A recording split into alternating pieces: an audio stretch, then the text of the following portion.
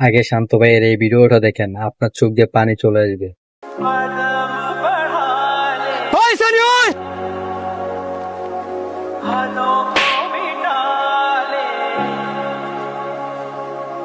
জীবনটারে কি সস্তা মনে করস? তুই এনাইছিস মরবার লাগিয়া? তোর মনের ভিতরে কি মন কষ্ট যে তুই বসে মরে যেতিস? আমার জায়গা তুই থাকলে বুঝলি হইলে আল্লাহ আমার দুনিয়া ছড়াইছে উদাহতি। কত মানুষে কত ভালো অবস্থানে রায়, আর আমারে দেখ। এম তুই কইতাছস আল্লাহ পাক তোরে ভালো অবস্থানে রায় নাই? না, আমার ভালো অবস্থানে রায় নাই, জীবনের মধ্যে কিন্না তো পাই গেছে গা, এই কারণেই মরতে পাইছি।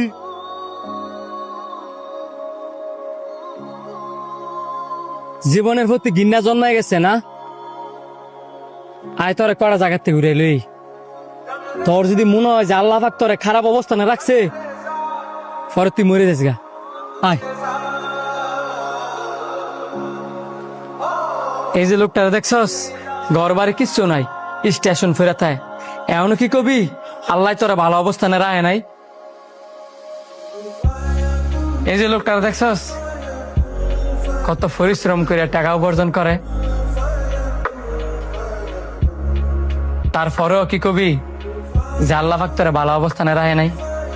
এই যে লোকটারা দেখ, জুতা সেলাই কইরা কত কষ্ট করে টাকা উপার্জন করে, তারপরেও কি তুই কবি যে আল্লাহ পাক তোরা ভালো অবস্থানে রাখে নাই?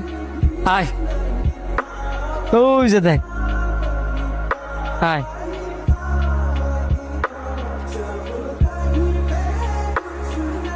এই যে অন্ধ মানুষগুলার দেখতেছস,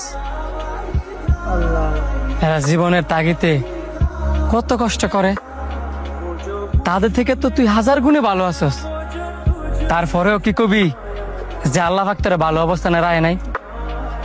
দেখ, তোর উপরের শ্রেণীর কারা আছে তাদেরকে দেখে আফসোস না কইরা, তোর থেকে নিচের শ্রেণীর কারা আছে তাদেরকে দেখ, দেখবি তোর জীবন সুন্দর।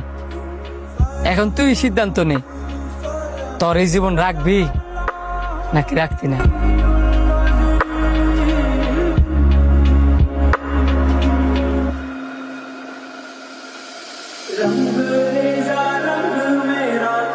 বিশ্বাস করেন ভাই, এই ভিডিওটা দেখে আমার অনেক কষ্ট লাগছে। আপনার যদি ভিডিওটা ভালো লাগে শেয়ার করুন।